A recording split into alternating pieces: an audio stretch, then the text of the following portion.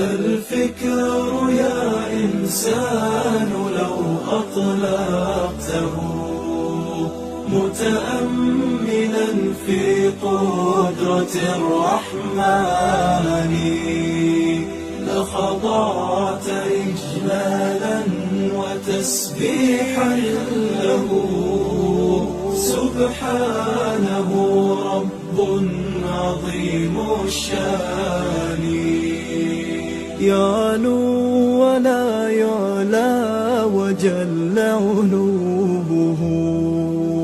وصفاته كملت بلا نقصان سلطانه باق ويبقى ملكه هذا ويفنى كل ذي سلطان